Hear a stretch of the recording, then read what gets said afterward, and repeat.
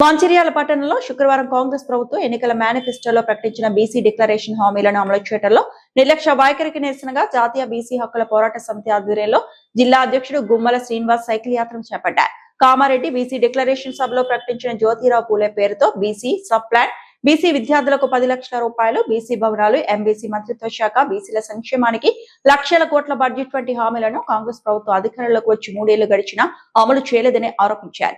ఇచ్చిన హామీలని అమలు చేయాలని, లేని పక్షంలో బీసీ సమాజం ముందు దోషిగా నిలబడతామని హెచ్చరించారు.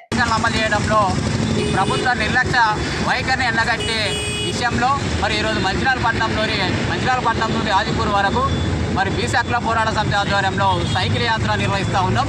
మరి ఏదైతే ఎన్నికల ప్రచారంలో భాగంగా కామారెడ్డి జిల్లాలో జరిగినటువంటి బీసీ డిక్లరేషన్ సభలు మేము అధికారంలోకి వస్తే బీసీలకు స్థానిక సంస్థలో 42% రిజర్వేషన్లు అమలు చేసి వాటిని ఏబీసీడీ గ్రూపులుగా వర్గీకరిస్తామని చెప్పి, అలాగే మొదటి అసెంబ్లీ సెషన్లనే చట్టబద్ధతో కూడినటువంటి మహాత్మా జ్యోతిరావు పూలే పేరుతో బీసీ సబ్ ప్లాన్ ఏర్పాటు చేస్తామని చెప్పి, అలాగే ఎంబీసీ మంత్రిత్వ శాఖ ఏర్పాటు చేస్తామని చెప్పి, ప్రభుత్వ కాంట్రాక్ట్ అండ్ మెయింటెనెన్స్లో బీసీలకు 42% రిజర్వేషన్లు అమలు చేస్తామని చెప్పి, స్థానిక సంస్థలో రిజర్వేషన్లను వర్గీకరిస్తూ మరి అన్ని కులాలకు న్యాయం చేస్తామని చెప్పి, అలాగే బీసీల సంక్షేమానికి అభివృద్ధికి 5 ఏళ్లలో 1 లక్ష కోట్ల బడ్జెట్ కేటాయిస్తామని చెప్పి, అన్ని జిల్లా కేంద్రాలలో బీసీ భవనాలు 50 కోట్లతో బీసీ భవనాలు, అందులోనే లైబ్రరీ, అందులోనే స్టడీ సర్కిల్ అని చెప్పి అనేక హామీలు ఇచ్చినటువంటి విద్యార్థుల ఉన్నత విద్యకు ఎలాంటి పూచికత్తు లేనటువంటి 10 లక్షల ఆర్థిక సాయం చేస్తామని చెప్పి, బీసీ ఫెడరేషన్లు, కార్పొరేషన్ల కింద నమోదైన ప్రతి సొసైటీకి ఎన్నికల నిర్వహణ అలాగే 10 లక్షల రూపాయలు ఇస్తామని చెప్పి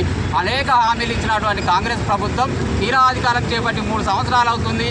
ఎన్నికల మేనిఫెస్టోలో పెట్టిన అంశం కావచ్చు, కామారెడ్డి జిల్లాలో జరిగినటువంటి బీసీ డిక్లరేషన్ సభలో చెప్పినటువంటి ఏ ఒక్క హామీని అమలు చేసినటువంటి పాపాన పోలేదంటే ఇది బీసీలపై వివక్ష కుట్ర కాదని చెప్పాడుగా. కామారెడ్డి జిల్లాలో జరిగినటువంటి బీసీ డిక్లరేషన్ను నమ్మి ఈ రాష్ట్రంలో మరి 56% ఉన్న బీసీలు వాళ్ళు ఓట్లేసి అధికారంలోకి తీసుకొస్తే మరి బీసీలను నట్టేయడం వచ్చినటువంటి చరిత్ర ఈ కాంగ్రెస్ పార్టీకే దక్కింది. ఇప్పటికైనా ఎన్నికల మేనిఫెస్టోలో పెట్టిన అంశాలు కావచ్చు, కామారెడ్డి జిల్లాలో జరిగినటువంటి బీసీ డిక్లరేషన్ సభలో చెప్పినటువంటి 42% రిజర్వేషన్లను మరి అమలు చేయాలని చెప్పి రాష్ట్ర ప్రభుత్వాన్ని డిమాండ్ చేస్తూ ఉన్నాం. లేని పక్షంలో రాబోయే రోజుల్లో పెద్ద ఎత్తున ఆందోళన కార్యక్రమాలు చేస్తాం. ఈ అంశాన్ని బీసీ సమాజం దృష్టికి తీసుకెళ్తాం.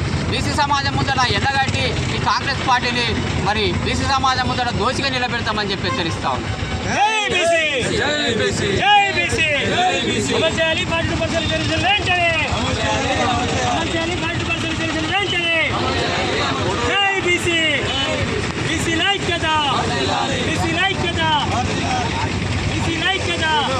మరిన్ని అప్డేట్స్ కోసం మా ఛానల్ని సబ్స్క్రైబ్ చేయండి.